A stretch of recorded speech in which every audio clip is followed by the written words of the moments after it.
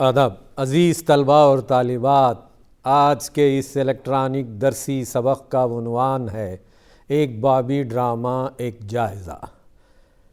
हम आपको आज सागर सरहदी का लिखा हुआ एक बाबी ड्रामा भूखे भजन ना होवे गोपाला, ये एक मशहूर एक बाबी ड्रामा है। इसको डॉक्टर जावेद कमाल के क़ियादत में कई बार इसको स्टेज पे आपने देखा होगा। आइए हम आज आपको उसी ड्रामे का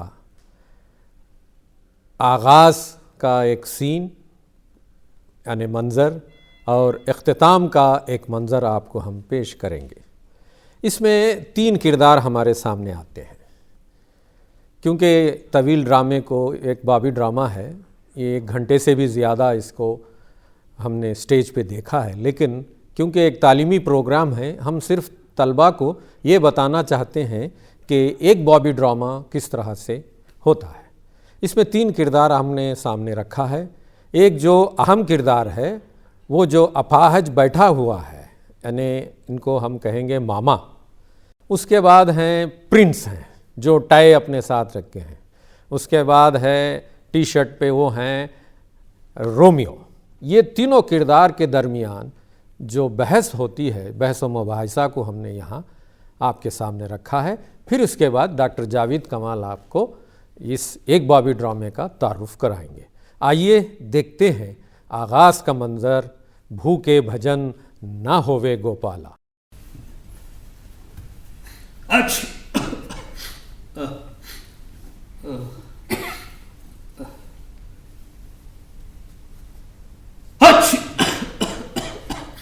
यार तू ये अपना ऑर्केस्ट्रा बंद कर। तू चीखेगा तो बारात रास्ता भूल जाएगी। अरे इसको पता था कि मुझे ठंड लगी, फिर भी ढेर सारी आइसक्रीम खिला दी।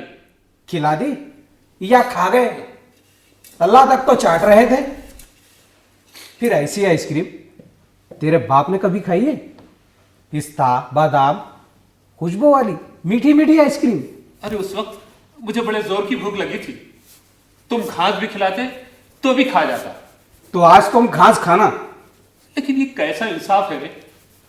भूख लगती है रोटी की और तुम खिलाते हो आइसक्रीम। तबीयत चाहती है कि गरम गरम रोटी खाओ, तेज तीखा सालन, और तुम पेस्ट्री मुंह में ठोस देते हो। दे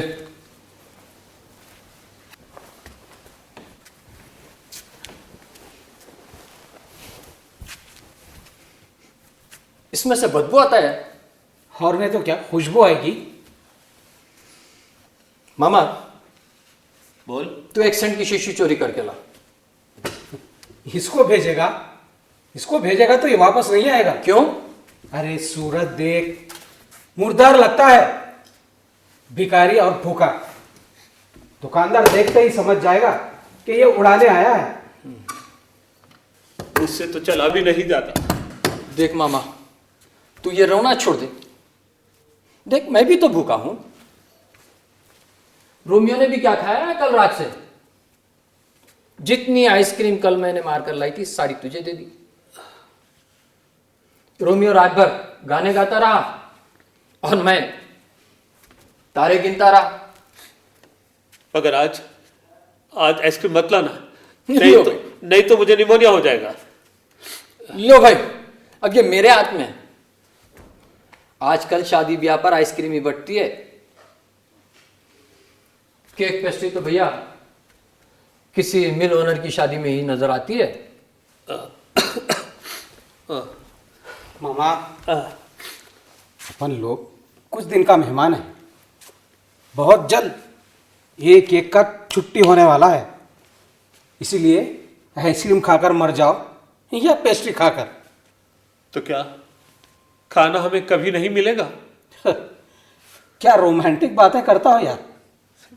मैं मरने से पहले गरम गरम रोटी खाना चाहता हूं, तेज तीखा सालन। चल मामा, आज रोमियो ये वादा करता है कि तेरी ये आखिरी आरजू पूरी की जाएगी। क्यों प्रिंस? मुझे तो डर है कि आज आइसक्रीम भी मिलेगी या नहीं। वो क्यों? अरे यार ये सूट तो देख, ऐसा भक्का मारता है कि खच्चर भी लात मारे। अरे यार, चुपके से घुस जाना। यही तो मरने की बात है ना, चुपके से घुसे, पकड़े गए। जितना सीना तान कर चलोगे उतना सुखी रहोगे। जब हमने चोर बाजार से ये सूट खरीदा था तो मैं यूं सीना तान कर चलता था जैसे दूल्हे का बाप, और बड़े मजे से 10-10 बार केक, पेस्ट्री और आइसक्रीम खाकर लौटता था। आज दुआ करो किसी अच्छे आदमी की शादी हो। प्रिंस, बोल। अब उनको लगता है जैसे तुम अपन का बाप हो। बस बस, और मस्का मत लगा।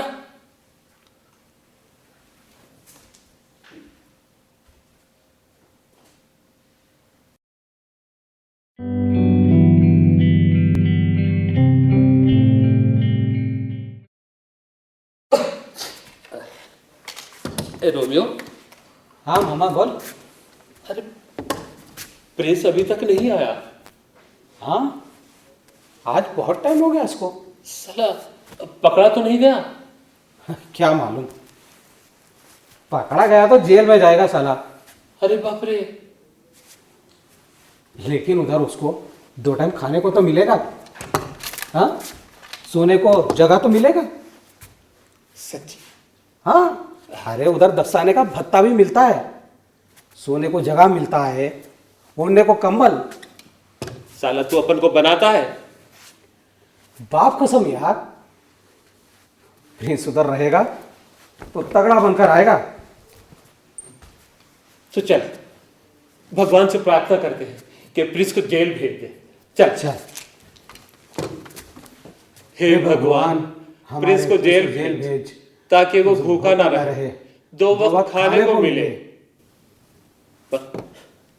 पर मेरा क्या होगा रे? हाँ यार, अपना क्या होगा?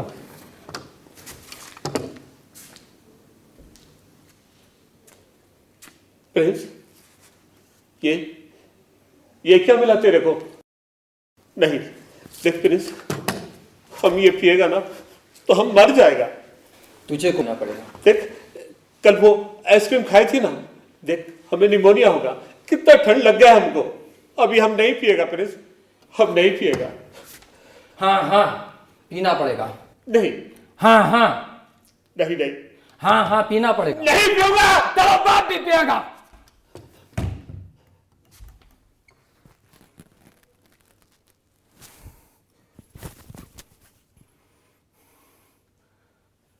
प्रिंस, हम तेरा पाँव पड़, हम ये नहीं पिएगा प्रिंस, हम तेरा पाँव पड़ता है प्रिंस, हम तेरा पाँव पड़ता है।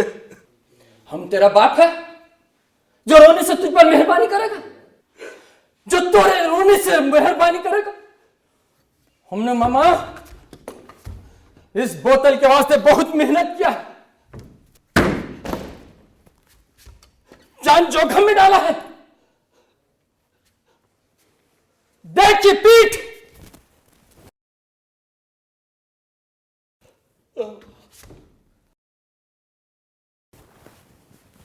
तीन आदमियों ने मार हमको बाहर कर दिया, बोला कि हम चोर हैं। हम फिर अंदर गया, बोला तुम दोनों इधर भूखा मेरे हाथ इंतजार करता होगा। हमने मजदूरी किया, खाली बोतल इकट्ठा किया। हमने उधर मजदूरी किया, खाली बोतल इकट्ठा किया, दिन भर मेहनत किया, फिर ये 3 बोतल मार कर ला। साला तुम हमारी मेहनत का ये कदर करता है, तुमको हमारा पास नहीं, हमारी दोस्ती का पास नहीं। रोमियो पकड़ साले को। प्रिंस, रोमियो मुझे छोड़ दो। रोमियो छोड़ दे मुझे, रोमियो छोड़ दे मुझे, छोड़ दे रोमियो, छोड़।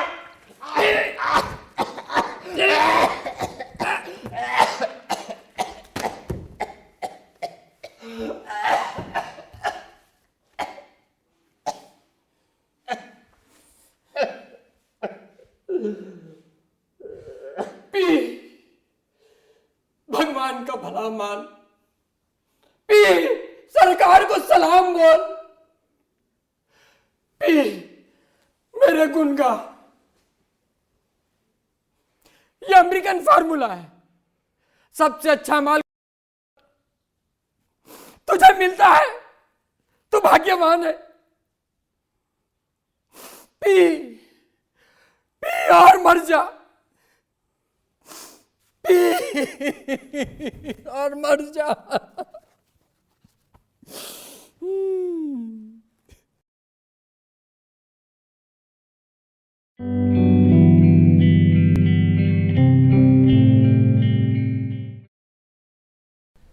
एक बॉबी ड्रामा तवील ड्रामे से कोई अलग चीज़ नहीं है।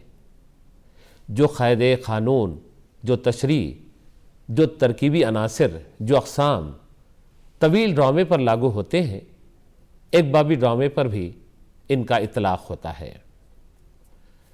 जो असनाफ़ मग़रिबी अदब और ख़ास तौर पर अंग्रेज़ी अदब से उर्दू अदब में मुंतक़ल हुए हैं, उन्हीं में ड्रामा भी शामिल है। ड्रामे के आगाज़ से लेकर जदीद दौर तक तवील ड्रामे लिखे और पेश किए जाते रहे हैं, लेकिन जदीद दौर के मग़रिबी उलूम व फ़नून ने जहाँ ज़िंदगी के बहुत सारे शोबों को मुतासिर किया, वहीं उर्दू अदब भी इससे मुस्तस्ना नहीं रहा और ड्रामे की सिन्फ़ ने भी इसका असर कबूल किया और मग़रिब की देन ड्रामे की नई सिन्फ़ एक बॉबी ड्रामा या वन एक्ट प्ले वजूद में आ गया। हम यूँ भी कह सकते हैं कि एक बॉबी ड्रामा मैकानिकी दौर की पैदावार है। अजीज़ तलबा, जहाँ तक हिंदुस्तान में एक बॉबी ड्रामे की तरक्की का मामला है, तो 1930 के आसपास इसका आगाज़ हुआ और ये आहिस्ता आहिस्ता मकबूलियत हासिल करने लगा। इब्तिदा में दूसरी ज़बानों के तर्जुमे पेश किए जाते रहे, लेकिन जल्द ही अपने मुल्क और इसके माशरती तकाज़ों को मद्देनज़र रख कर समाजी, माशरती और सियासी मौज़ूआत पर एक बॉबी ड्रामे लिखे जाने लगे। मुख्तसर ड्रामे की तरक्की में फ़िल्मी खेल की तहरीक के अलावा रेडियो ड्रामे का जदीद तकाज़ा भी अहम किरदार अदा किया। हिंदुस्तान की आज़ादी से कुछ साल पहले और आज़ादी के बाद एक बॉबी ड्रामे ज़्यादा तादाद में लिखे जाने लगे। जिन बीसियों अदीबों और मुसन्निफ़ों ने एक बॉबी ड्रामा निगारी की तरफ तवज्जो की, उनमें मिर्ज़ा अदीब, कृष्ण चंद्र, सादत हसन मिंटो, ख्वाजा अहमद अब्बास, उपेंद्र नाथ अश्क, शौकत थानवी, इम्तियाज़ अली ताज, राजेंद्र सिंह बेदी, इब्राहिम यूसुफ और दूसरे नाम काबिल ज़िक्र हैं। एक बॉबी ड्रामे का उर्दू अदब में 1931 ईस्वी में आगाज़ हुआ और ये मुसलसल तरक्की करता रहा। मौलाना ज़फ़र अली ख़ां के तहरीर करदा एक बॉबी ड्रामा तोला भर रेडियम को इशरत रहमानी पहला एक बॉबी ड्रामा तस्लीम करते हैं। फिर इसके बाद मग़रिबी ड्रामों के तर्जुमों के साथ साथ तवाज़ात ड्रामे मुख्तलिफ़ मौज़ूआत पर लिखे जाने लगे। तेज़ी से तरक्की करते हुए तकनीकी दौर में एक बॉबी ड्रामा तफरीही नुक्ते नज़र से तवील ड्रामे के मुकाबिल न सिर्फ कामयाब रहा, बल्कि तस्कीन का सामान भी मुहैया करने लगा। एक बॉबी ड्रामे ने इंसानी ज़िंदगी की कहानी को इंसान को दिखाने का ज़रिया बना, जिसमें तफरीह और इस्लाह दोनों मौजूद थे।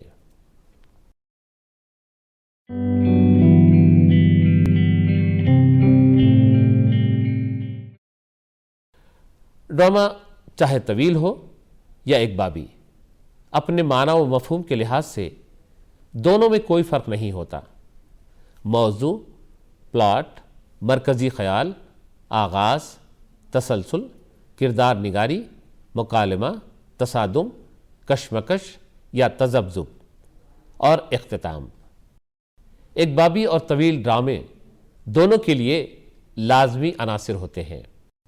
इशरत रहमानी लिखते हैं, चूंकि एक बाबी ड्रामों का कैनवास बहुत महदूद होता है, इसलिए तदबीरगिरी में चाबुक दस्ती और पुरखलूस मेहनत दरकार है और तकनीक को कामयाबी से निभाने के लिए इख्तिसार व एजाज के साथ हरकत व अमल की पूरी क़ुव्वतों से काम लेना पड़ता है। एक बाबी ड्रामे के प्लाट में तदबीरगिरी पैदा करने के लिए वहदत मकां, वहदत ज़मा और वहदत अमल तीनों ज़रूरी हैं।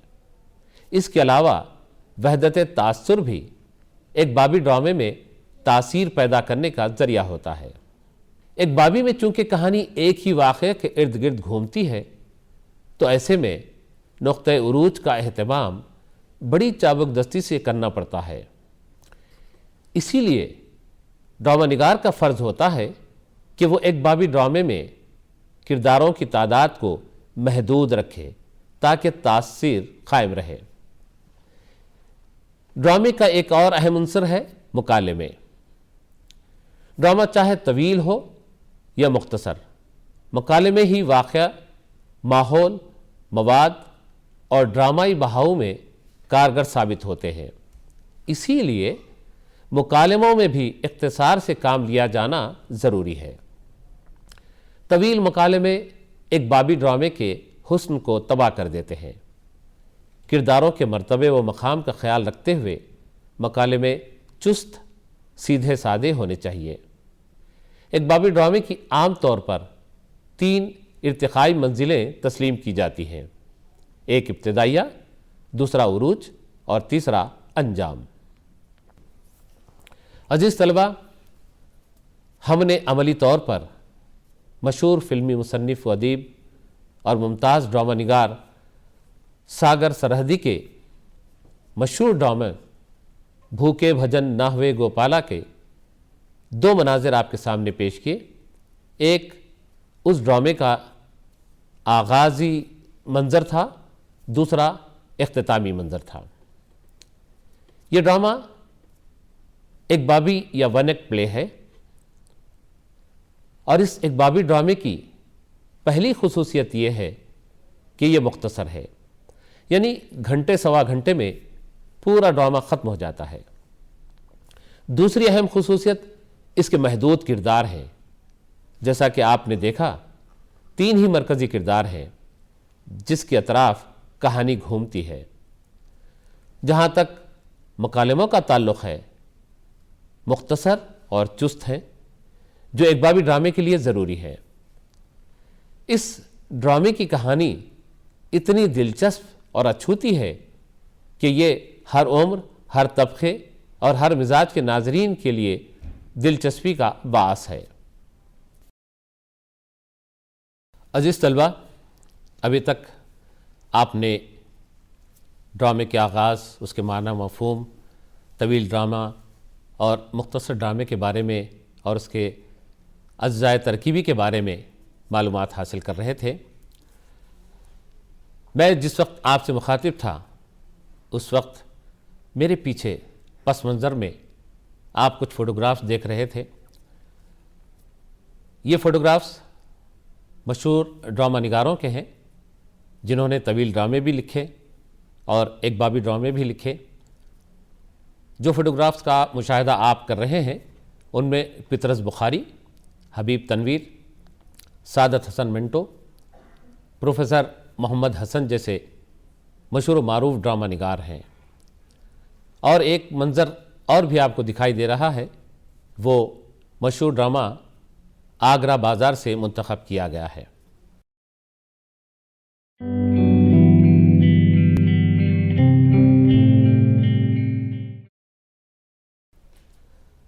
अज़ीज़ तलबा व तालिबात, इस इलेक्ट्रॉनिक तदरीस से शुरुआत ही में आपने जो ड्रामा देखा या जिस ड्रामे के 2 मनाजिर आपने देखे, वो सागर सरहदी के मशहूर ड्रामे भूखे भजन नहवे गोपाला से मुंतखब किए गए थे, जैसा कि मैंने अपनी तदरीस की इब्तिदा में आपसे कह चुका हूँ।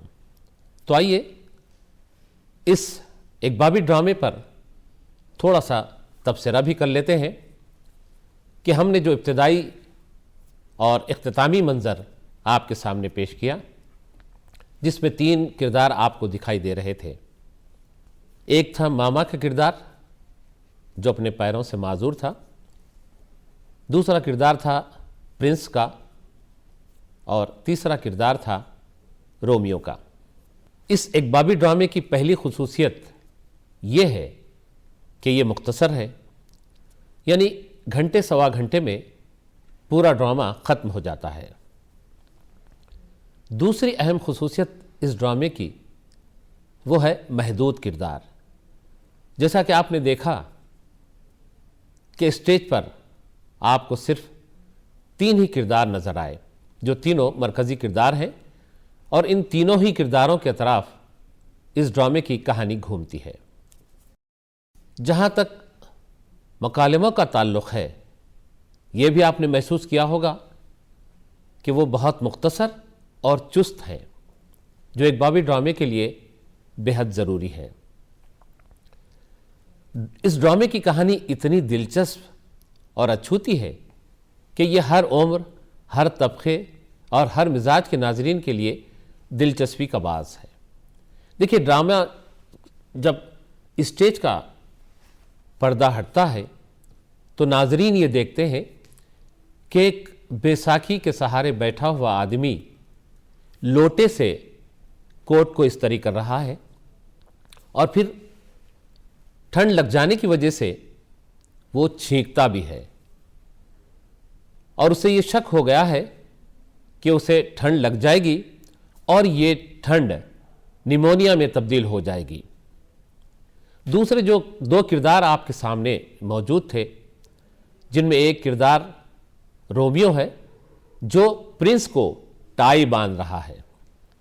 अब देखिए कि नाजरीन के लिए यहीं से दिलचस्पी शुरू होती है कि भाई ये लोटे से कोट को इस्त्री कर रहा है और एक किरदार दूसरे किरदार को टाई बांध रहा है।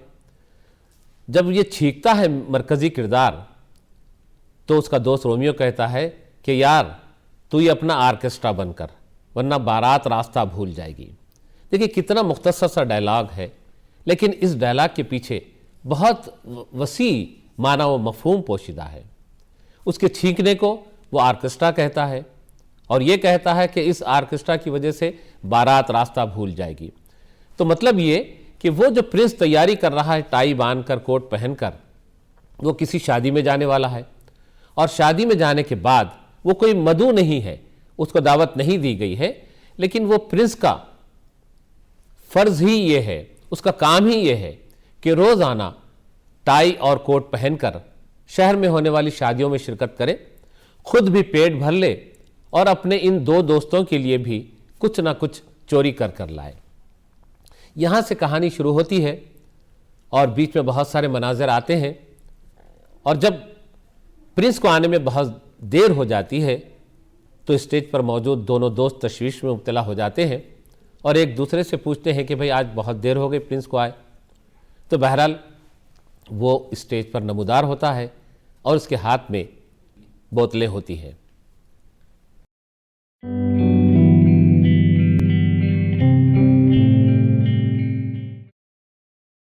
मामा जो मरकज़ी किरदार है, जो अपने एक पैर से माजूर है, वो इन बोतलों को देखकर परेशान हो जाता है और प्रिंस से कहता है कि ये क्या मिला तुझे।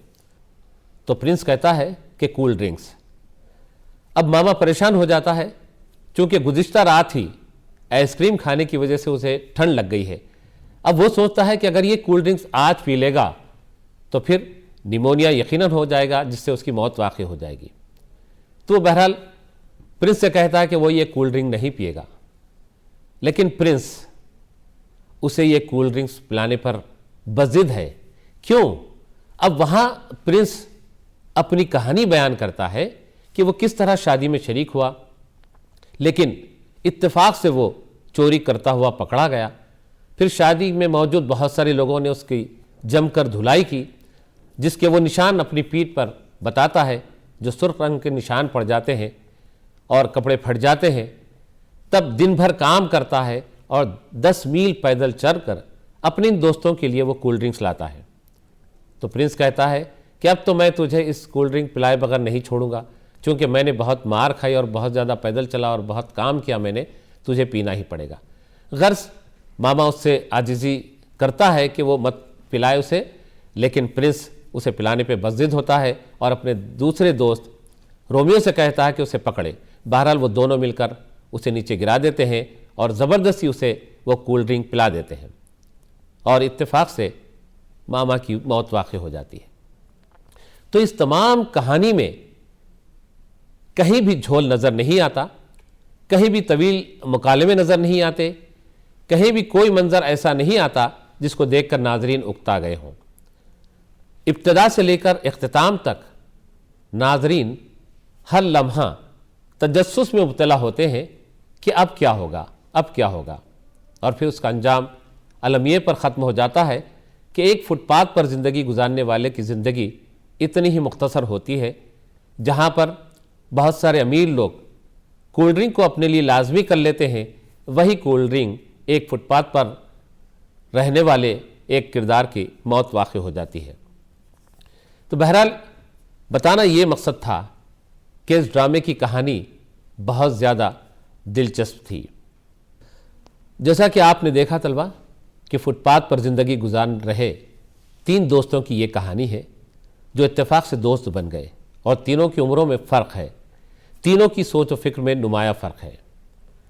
ड्रामे का प्लॉट बड़े ही फ़नकाराना अंदाज में तरतीब दिया गया है। तमाशाई एक लम्हे के लिए भी उकताहट महसूस नहीं करते।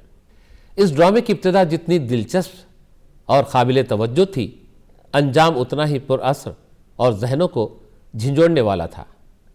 नाजरीन ये सोचने पर मजबूर हो जाते हैं कि क्या ये हमारे समाज की एक कड़वी हकीकत नहीं है कि दौलतमंद लोग अपनी शादियों पर लाखों रुपए पानी की तरह बहाते हैं और हज़ारों गरीब भूख की ताब ना लाकर अपनी ज़िंदगी गंवा देते हैं।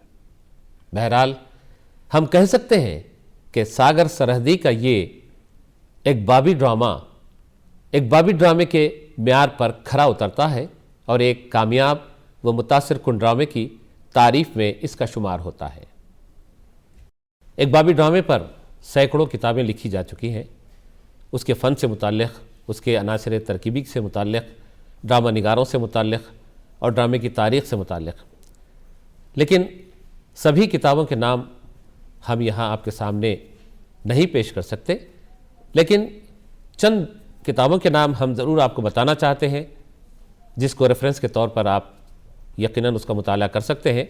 जैसे उर्दू ड्रामे की तारीख़ व तनक़ीद, इशरत रहमानी, उर्दू ड्रामा और इब्राहिम यूसुफ, डॉक्टर तातार ख़ां, आगा हश्र और उनके ड्रामे, वक़ार अज़ीम, उर्दू एक बाबी ड्रामा, टेक्निक और तमसील, फसी अहमद सिद्दीकी, उर्दू ड्रामा निगारी, कमर आज़म हाशमी। इसके अलावा भी बहुत सारी किताबें हैं। आप इन सब किताबों का मुताला कीजिए और अपनी मालूमात में इजाफ़ा कीजिए। और बहरहाल आज के इस लेसन को हम ये सोच कर ख़त्म करते हैं कि ये ज़रूर आपको पसंद आया होगा, क्योंकि हमने इस इलेक्ट्रॉनिक तदरीस में कुछ नयापन लाने की कोशिश की थी।